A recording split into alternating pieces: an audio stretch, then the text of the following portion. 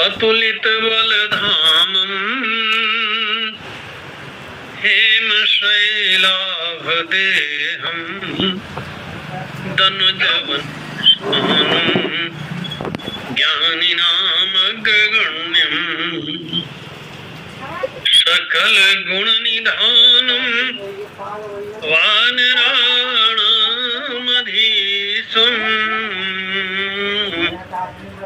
रघुपति प्रिय भक्तं वात जातं नमामि। वसुदेव सुतं देवं कंसचाणूरमर्दनं देवकी परमानन्दं कृष्णं वन्दे जगद्गुरुं।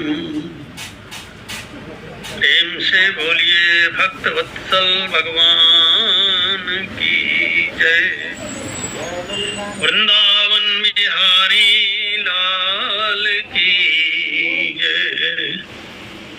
परमादरणीय संचालक महोदय श्री पटेल जी, भागवत कथा रस रसिक रसज्ञ श्रोताजन, श्रद्धामयी देवियों, आइए आज फिर उसी प्रसंग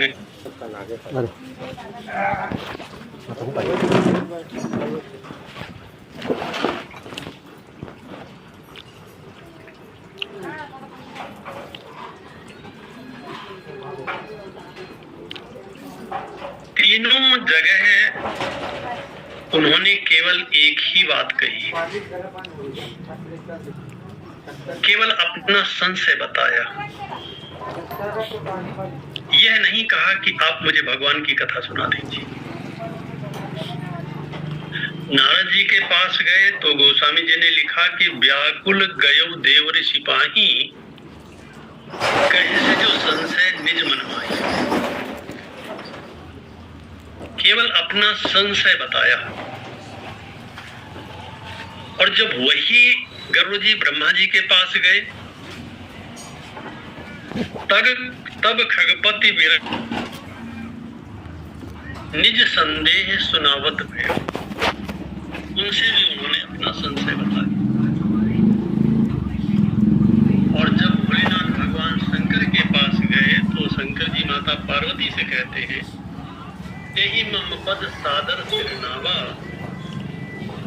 पुनि आपन संदेह सुनावा। तीनों जगह केवल संशय की बात हुई है, संदेह की बात हुई है। ये नहीं कहा उन्होंने कि आप मुझे भगवान की। ये विचारणीय प्रश्न है।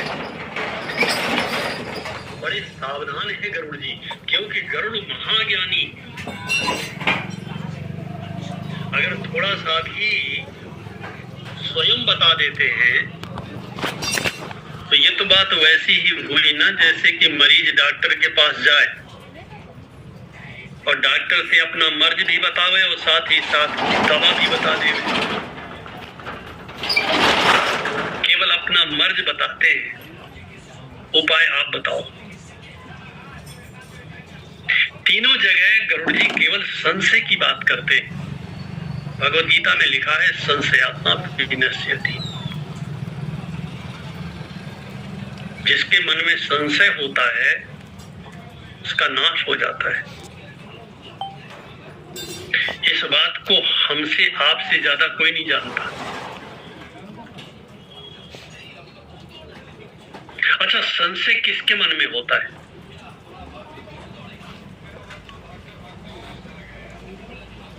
संदेह दो लोगों को नहीं होता। एक तो उसे नहीं होता जिसे कुछ नहीं आता। जब कुछ आता ही नहीं है तो काहे का संदेह? या ये कहिए कि जिसे कुछ जानना ही नहीं है, उससे क्यों संदेह होगा?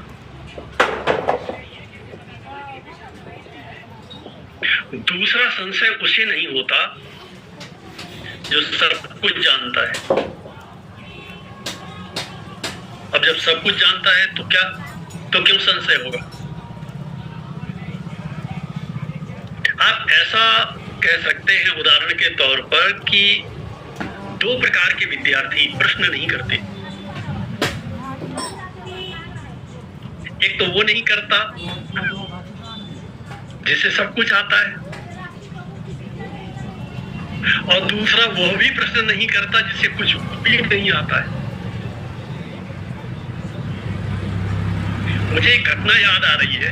मेरे महाविद्यालय में हिंदी का इंटरव्यू चल रहा था, 100 नंबर का की मौखिक परीक्षा होती थी। हम लोग बैठे हुए थे, कॉमर्स के एक अध्यापक आए। जैसा कि स्वाभाविक है, कह दिया जाता है सब, आप भी कुछ पूछ लीजिए।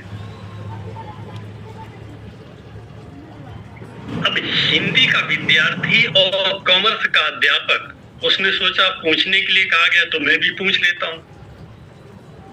उन्होंने कहा सूरदास जी का कोई दोहा सुनाइए। अब वो जो विद्यार्थी था वो कभी दाएं देखे कभी बाएं देखे, अपने अध्यापक की तरफ देखे, हम लोगों की तरफ देखे। हमें स्पष्ट करना पड़ा, सूरदास जी ने दोहा नहीं लिखा है डॉक्टर साहब, कुछ और पूछिए। उन्हें यह मालूम ही नहीं था सूरदास जी ने दोहा लिखा है कि नहीं लिखा है, और प्रश्न कर बैठे। दो लोगों को कोई संदेह नहीं होता, जिसे कुछ नहीं आता उसे संदेह नहीं होता, जो कुछ जानना ही नहीं चाहता उसे भी संदेह नहीं होता। अब हम लोग किस श्रेणी में आते हैं इस पर थोड़ा विचार कर लीजिएगा। दूसरा वो होता है जिसे सब कुछ आता है, क्रिस्टल क्लियर है, बिल्कुल ट्रांसपेरेंट है, सब कुछ जानता है, उसे क्यों संशय होगा? वो भी प्रश्न नहीं करता। ये जो संशय है, देखो भगवान ने हमें दो चीजें दिया है, एक तो बुद्धि दिया है और दूसरा हृदय दिया है। भगवान ने बुद्धि को दिया है संसार के लिए, इस बुद्धि से संसार का काम करो। हृदय दिया है भगवान के लिए।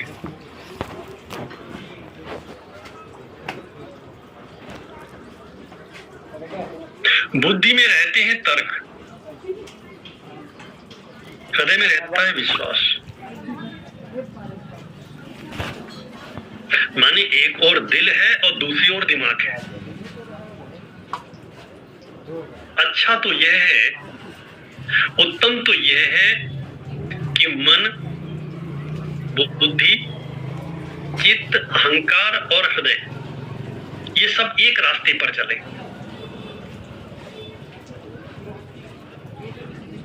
तो पूर्ण शांति मिले। अशांति का अर्थ क्या होता है? अशांति का अर्थ होता है कि हमारे मन में कुछ है, बुद्धि में कुछ है, चित्त में कुछ है और अहंकार कुछ और कह रहा है, हृदय की मांग कुछ और है। ऐसा व्यक्ति बिखरा हुआ होता है। इसलिए संत के लिए, भगवान के भक्त के लिए कहा गया है मनसी एकम वचसी एकम कर्मणि एकम महात्मनाम। उसके जो मन में होता है वही वाणी में होता है, वही उसके आचरण में होता है। ऐसा व्यक्ति अशांत नहीं होता।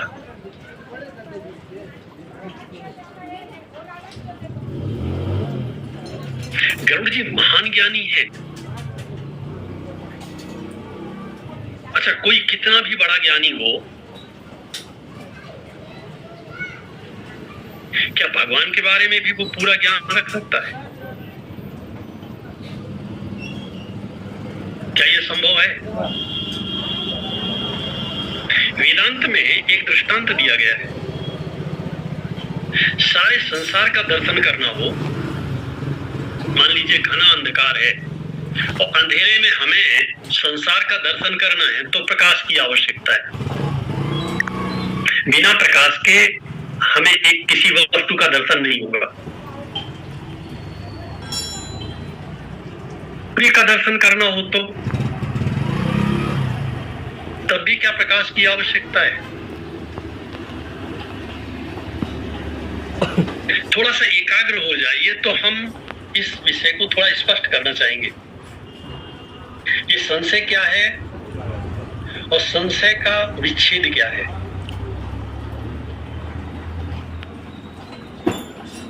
संशय का अर्थ होता है अपने आप को न जानना, अपने आत्म स्वरूप को न जानना। कई बार मन में ऐसा प्रश्न नहीं आता कि ये जो ब्रह्म है, ये जो राम है, ये जो भगवान है, ये क्या है आखिर का। आप ऐसे समझ लीजिए, एक व्यष्टि है और एक समष्टि है। व्यष्टि हम है और समष्टि संपूर्ण जगत है। हमारे अंदर छोटा छोटा एक एक चेतन है। समझने के लिए मैं इस भाषा का प्रयोग कर रहा हूं। तो उसमें एक है जो मेरे अंदर है, वो आपके अंदर है। लेकिन शरीर के कारण हमें व्यष्टि का बोध होता है कि हम अलग हैं, यह व्यक्ति दूसरा व्यक्ति अलग है, वो भगवान कहीं कुछ विशिष्ट होगा, वो हमसे अलग है। वैसे ही है जैसे एक घट के अंदर का आकाश, दूसरे घट के अंदर का आकाश और एक महाकाश जहां कोई घट नहीं है। इन तीनों में रहने वाला आकाश एक है कि अनेक है तो एक। क्योंकि घट के अंदर के आकाश की, घटाकाश की प्रतीति केवल तब तक होती है जब तक घट होता है।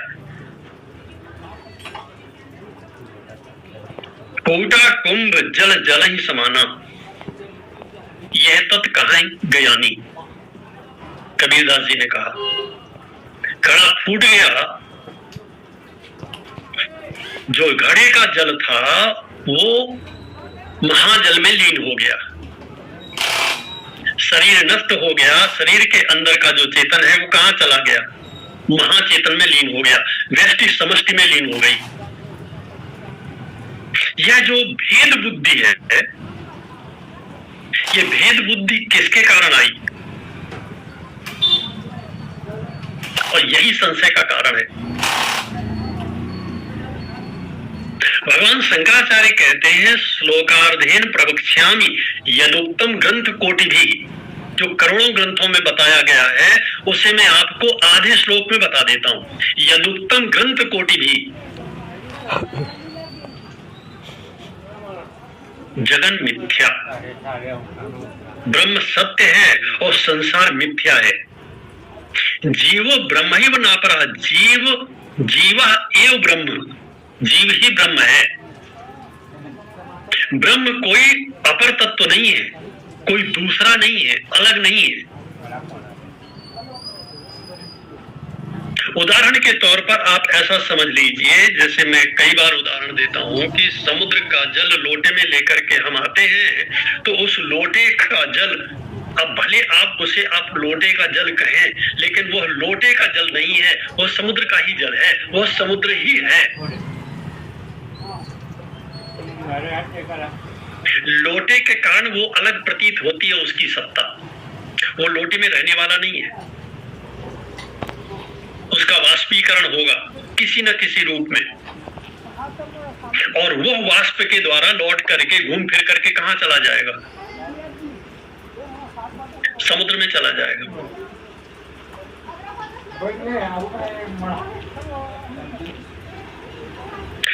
जो अनुभूति का विषय होता है, कितनी भी चर्चा की जाए, इस चर्चा के द्वारा थोड़ी सी उस तत्व की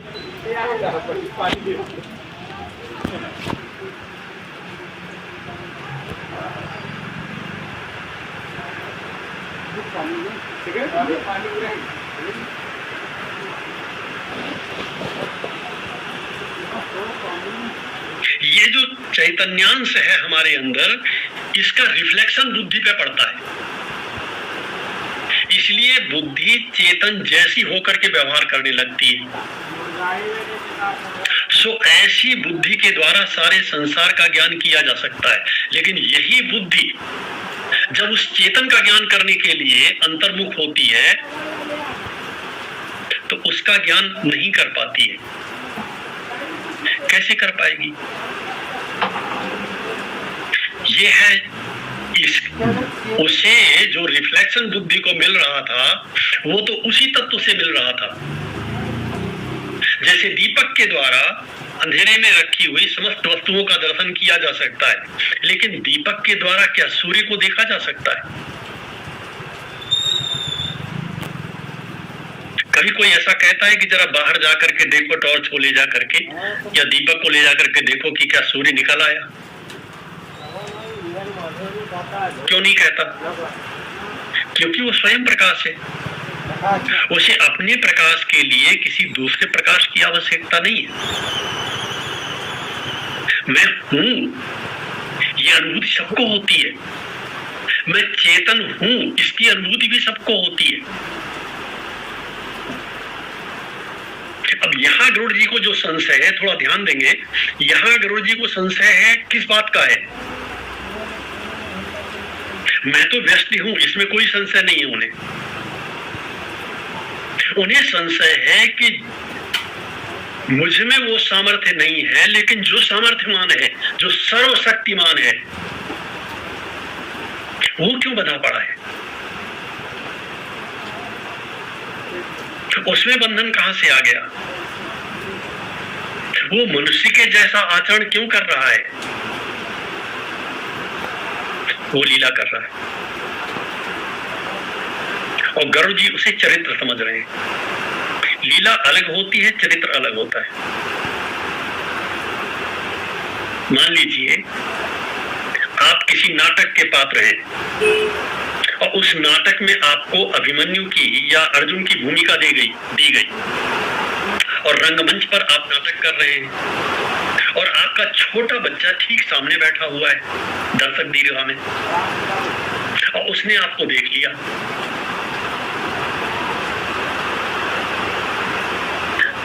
वो बाल बुद्धि है तो वो क्या सोचेगा?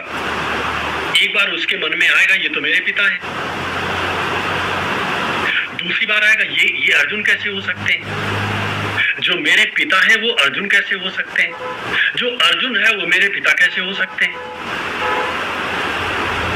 उसकी बुद्धि की क्षमता नहीं है कि वो उस सत्य को जान सके।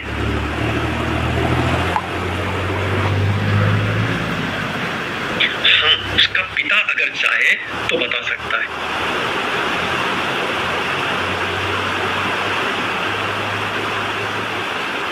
दूसरा कोई उपाय नहीं है। उसका पिता अगर बालक को ले जाए अंदर और ले जा करके वो कहे तो मैंने ये मुकुट आया, ये वस्त्र हटाए, अब बताओ मैं कौन हूं। और थोड़ी देर बाद फिर उन वस्त्रों को पहन करके कहे कि देखो अब मैं कौन हूं।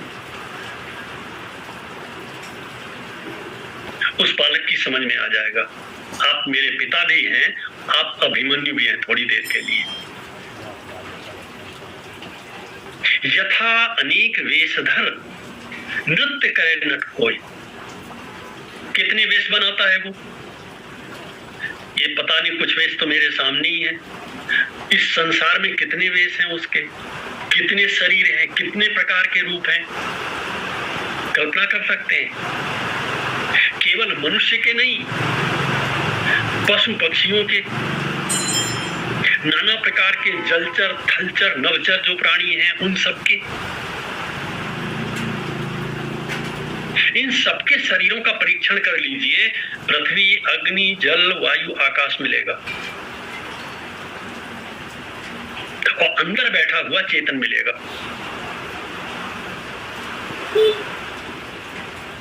और अंतर क्या है? अंतर केवल दो है, एक नाम का, दूसरा रूप का।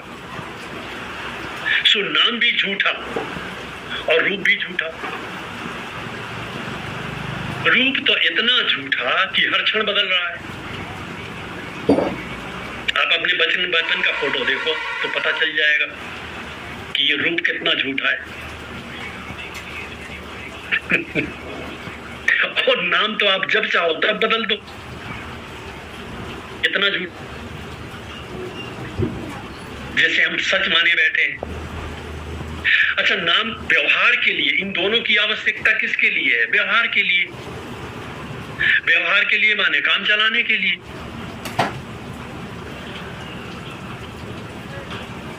लेकिन यह बात हमारी बुद्धि में नहीं बैठती। क्यों नहीं बैठती?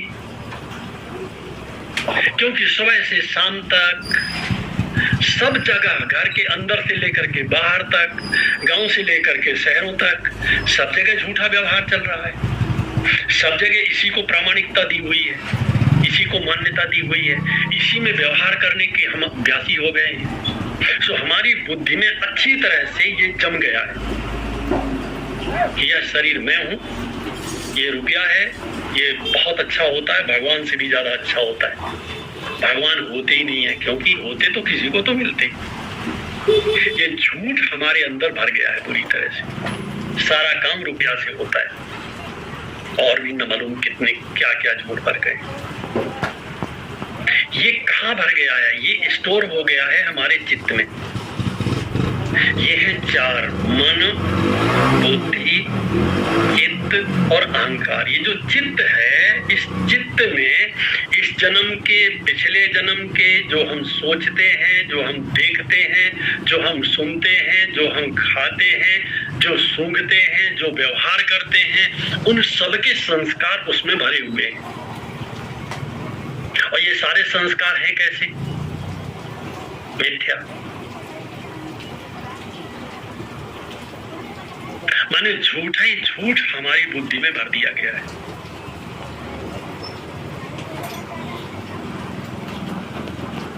इसलिए तो भोलेनाथ भगवान शंकर कहते हैं कि तब ही होए तव संशय भंगा, जब बहुकाल करिए सत्संगा। क्या ऐसा नहीं कह सकते थे कि जब कछु कालो करिए सत्संगा? कुछ दिनों तक सत्संग किया जाए तो काम बन जाएगा, ऐसा नहीं कह सकते थे क्या? नहीं कहा। जब बहुकाल करिए सत्संगा। क्यों?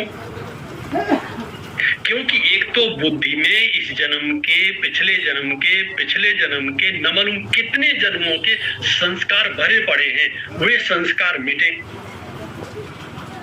और जो सत संस्कार है वे पड़े, तो बात बने। माने पुराने संस्कार जब तक मिटते नहीं है, जैसे भोगों से सुख मिलता है, एक संस्कार है। मैं एक संस्कार की बात करता हूं आपके साथ। ये संस्कार पड़ा है हमारी बुद्धि पर। उस सुख का हमने कई बार भोग किया है, और चूंकि हमारी बुद्धि लगातार जड़ वस्तुओं के संपर्क में है, जड़ के संपर्क में है, चेतन के संपर्क में कभी आई नहीं ठीक से। सो बुद्धि में जड़ता आ गई है। विषयों का भोग करते करते हमें ऐसा लगता है विषयों में ही सुख है, और कहीं सुख है ही नहीं।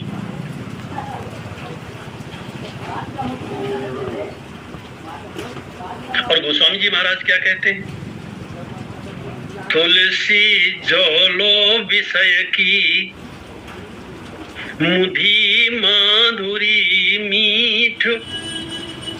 तुलसीदास जी कहते हैं जब तक विषयों का मिथ्या माधुरी, मीठा लगता है, तोलो सुधा सहस्र सम, राम भगति सुठ सीठ। भगवान की भक्ति कैसी है? अमृत से अगर उसकी तुलना करें तो भी उसका अपमान है।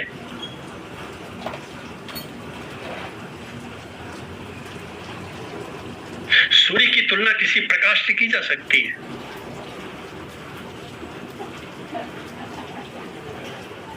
और ऐसे हजारों सूर्यों का जो प्रकाशक है परमात्मा, उसकी तुलना आप किससे करोगे?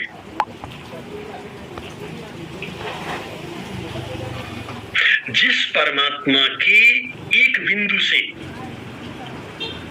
ये सारा का सारा जगत आनंद के एक बिंदु से आनंदित हो रहा है, सारा संसार आनंदित हो रहा है, उस आनंद की तुलना आप किससे करोगे? जिस सौंदर्य सिंधु के एक बिंदु से यह सारा संसार सुंदर प्रतीत हो रहा है, बिंदु ऐसा है तो सिंधु कैसा होगा? तभी तो भगवान श्री कृष्ण को अर्जुन से कहना पड़ा, अर्जुन न तुमाम शक्य से द्रष्टुम अनेनैव स्वचक्षुषा।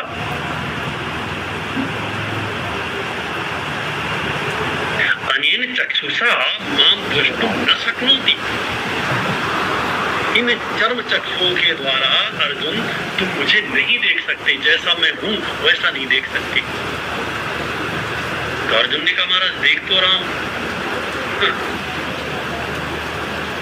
बोले ये योग माया समाविता, ये जो मेरा स्वरूप है ये योग माया से आवृत है, मैं ऐसा नहीं हूं जैसा तुम्हें दिखाई दे रहा हूं।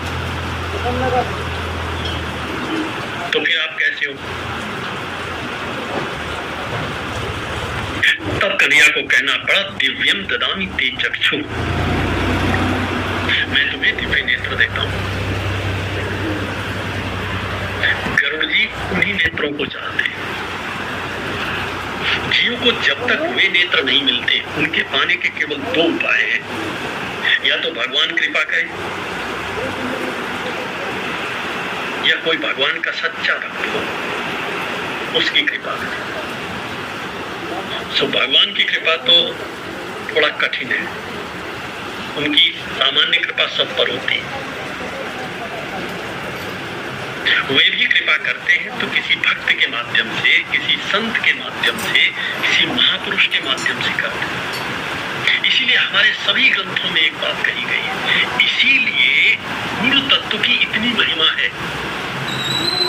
ये गुरु तत्व की जो महिमा है ये केवल गुरु पूर्णिमा को औपचारिकता करने के लिए नहीं है और संसारी किसी वस्तु को लेने देने के लिए भी नहीं है।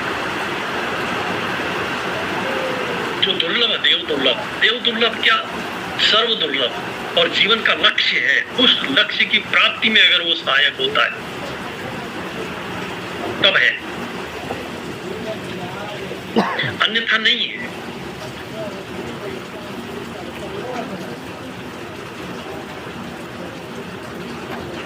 सो ऐसे आत्म तत्व का बोध हो हमें, ऐसे आत्मस्वरूप का बोध करने के लिए श्री गरुड़ जी महाराज देवर्षि नारद के पास जाते हैं। नारद जी ब्रह्मा जी के पास भेज देते हैं, ब्रह्मा जी शंकर जी के पास भेज देते हैं। भोलेनाथ भगवान शंकर कहते हैं कि तेहि मम पद सादर सिर नावा, क्योंकि अब ब्रह्मा जी के यहाँ से चले। ब्रह्मा जी ने उन्हें विधि बताई। ब्रह्मा जी का एक नाम विधि है, विधि माने तरीका। गरुड़ जी ऐसे नहीं बात की जाती, आप आए और मेरे को संशय है, ये ज्ञान ऐसे नहीं मिलता, और मिल भी जाए तुम्हारी बुद्धि में रुकेगा नहीं।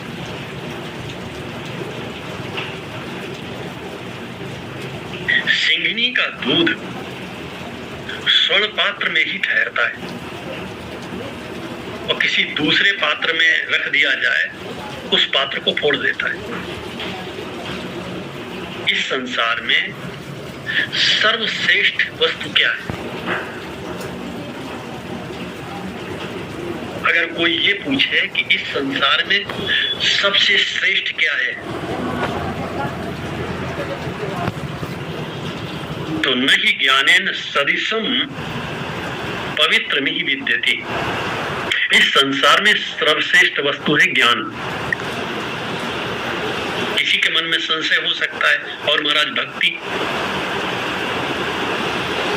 तो हम कहेंगे कि ज्ञान में और भक्ति में रंच मात्र अंतर नहीं है। ये शब्द दो हैं, अर्थ एक है दोनों का। भगवान शंकराचार्य से पूछा गया, महाराज आप तो बहुत बड़े ज्ञानी हैं, तो आप बताइए इस संसार में सर्वश्रेष्ठ क्या है? मोक्ष किससे मिलता है? ज्ञान से मिलता है कि भक्ति से मिलता है? अब भगवान शंकराचार्य को बताना था। जरा देखो भगवान शंकराचार्य क्या कहते हैं। बोले मोक्ष कारण सामग्र्याम भक्ति रेव करियसी। अगर ये पूछो कि मोक्ष किससे मिलेगा, भक्ति से मिलेगा कि ज्ञान से मिलेगा, तो बोले मैं कहता हूं भक्ति से मिलेगा। बोले आप इतने बड़े ज्ञानी, और वेदों में लिखा है ऋते ज्ञाना न मुक्ति, ज्ञान के बिना मोक्ष नहीं मिलता, आप कहते हो भक्ति से मोक्ष मिलेगा। आपने तो और भ्रम में डाल दिया। बोले पूरी बात तो सुनो। मोक्ष कारण सामग्र्याम भक्तिरेव गरियसी, मोक्ष मिलता है भक्ति के द्वारा। ये भी तो जान लो कि भक्ति क्या है। स्वस्वरूपानुसंधानम भक्ति नित्य भी दिए थे। भक्ति कहलाती है अपने स्वरूप का अनुसंधान करना। मैं शरीर नहीं हूं, मैं बुद्धि नहीं हूं, मैं मन भी नहीं हूं, मैं अहंकार भी नहीं, मैं चित्त भी नहीं हूं।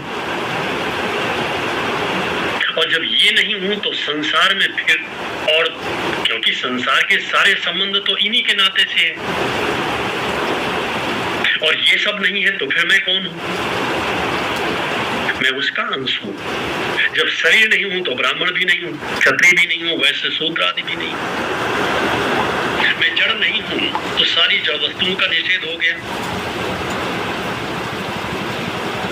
यह संस्कार बुद्धि में स्थिर होवे।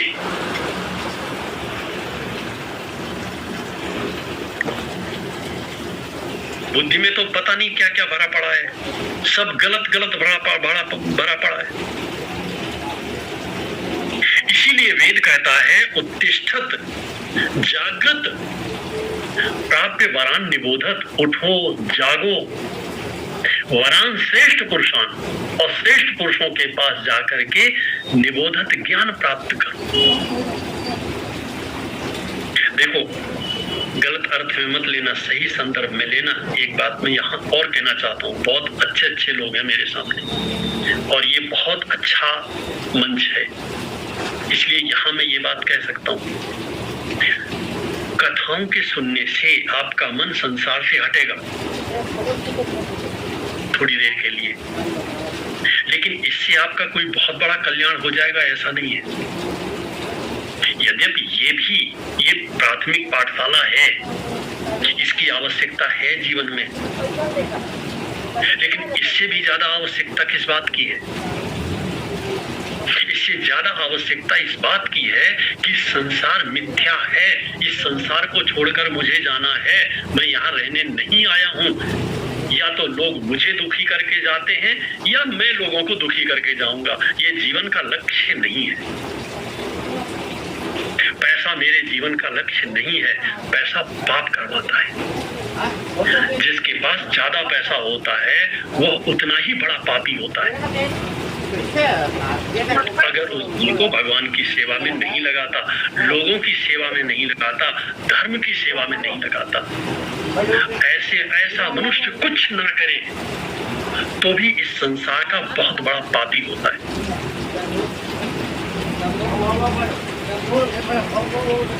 जितने की मुझे आवश्यकता है बस उतना ही चाहिए, उससे अधिक नहीं चाहिए। कोई इस संसार में मेरा नहीं है, ये सच है। ये हमारी बुद्धि में स्थिर हो जाए। अभी तो ठीक है, इसका उल्टा है। मैं चला जाऊंगा तो मेरे घर का क्या होगा, मेरी पत्नी का क्या होगा, इन बेटों का क्या होगा? इन्होंने तो कुछ सीखा नहीं। अरे यार, जो पूरा संसार चला रहा है जो भगवान, तुम्हारा घर नहीं चला पाएगा।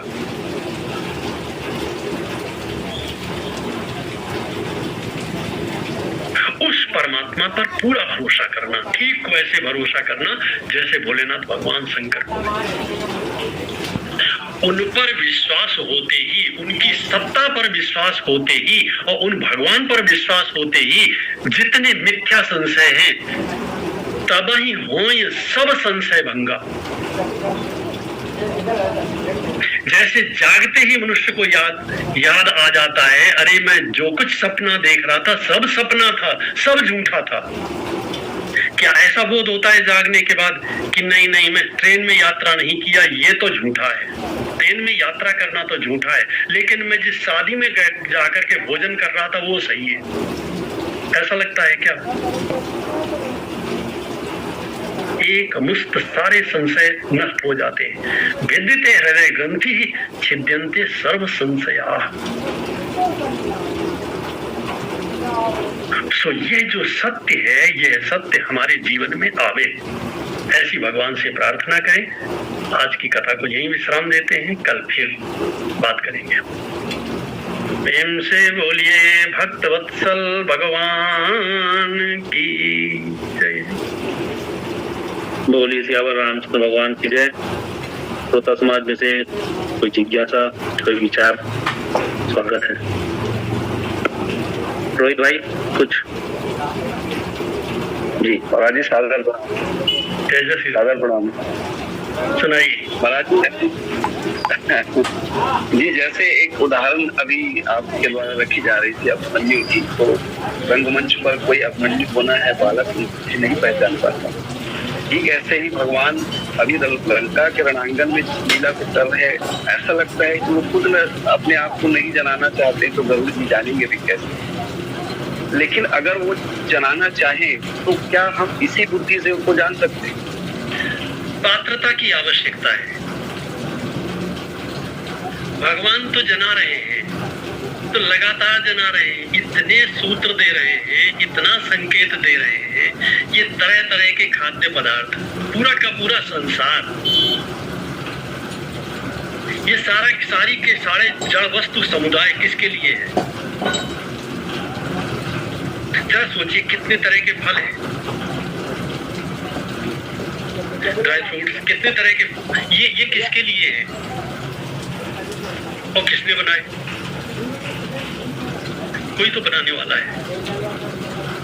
केवल संसार को देखें अगर हम थोड़ा सा जागृत उत्तिष्ठत जागते रहते हुए अगर संसार को देखें तो शास्त्र को पढ़ने की जरूरत नहीं पड़ेगी। कोई तो है। भगवान ने गीता में एक बड़ी प्यारी बात कही, उन्होंने कहा अर्जुन तुम बढ़िया भोजन करो। सबके लिए वो कहते हैं तुम बढ़िया भोजन करो, भोजन करके